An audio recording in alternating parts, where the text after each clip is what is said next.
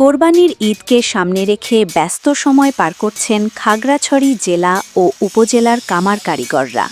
সারা বছর কাজ কম থাকলেও এখন ঈদকে ঘিরে ব্যস্ততা বেড়েছে।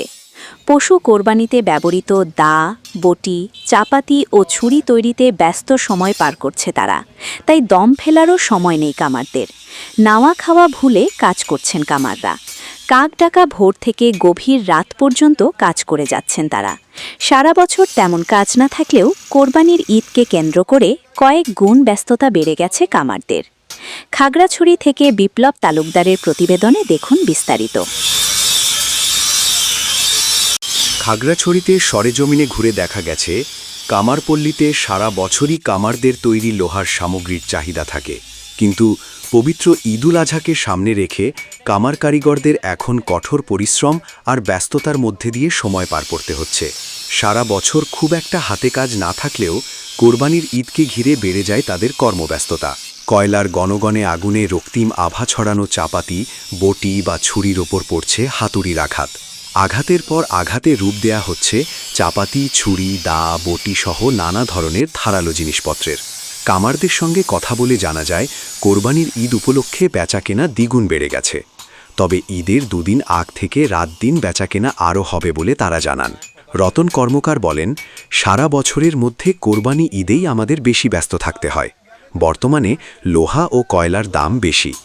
2 মাস আগেও প্রতি বস্তা কয়লার দাম ছিল 400 থেকে 450 টাকা।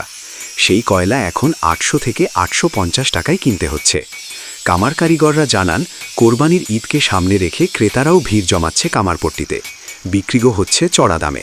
আগামী কিছুদিনের মধ্যে নতুন বা পুরাতন এরকম কাজ আছে আমাদের, বর্তমানে আমরা এগুলো চেষ্টা করতেছি।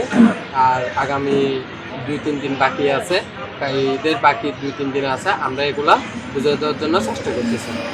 আমাদের এখন পুরাতন কিছু কাজে এখানে চাপ, এগুলো আমাদেরকে দিয়ে দিতে হবে। কোরবানির কাজের চাপে আমরা কিছু নতুন মালও করতে পারছি না, কিছু মাল আমরা নতুন চেষ্টা করছি। কিছু মাল দেওয়ার জন্য চাপাতি, দাও, ছুরি, বটি এগুলো।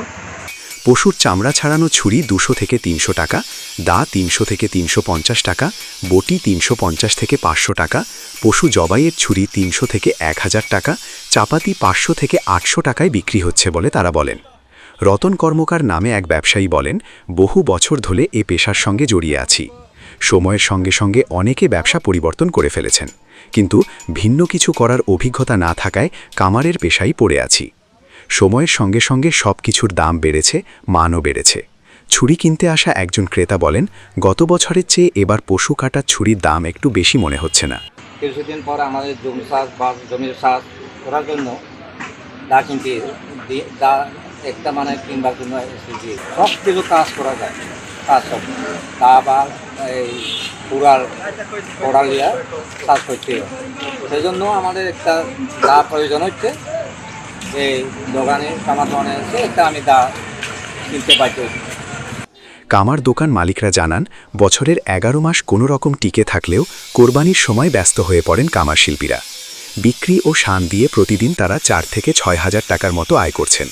মূলত কোরবানির সময়ে উপার্জন করা টাকা দিয়েই সারা বছর ব্যবসা টিকিয়ে রাখেন। কোরবানির আগে আকার ও ওজন ভেদে দাম নির্ধারণ করা হয়।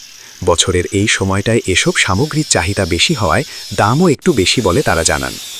আমরা আসছে যে 28 তারিখে আমাদের কোরবান, আমাদের মুসলমান ধর্মতে গরু কোরবান দেওয়া। সেজন্য আমাদের গরু কোরবানের জন্য দা, বটি এবং ধামা, ছুরি এগুলো লাগে গরু জবাই করলে, এবং গরু ছোলাইতে হয়, আটি কাটতে হয়, দাগ করতে হয়। সেজন্য দা, বটি, এই ধামা এগুলো আমাদের মুসলমানদের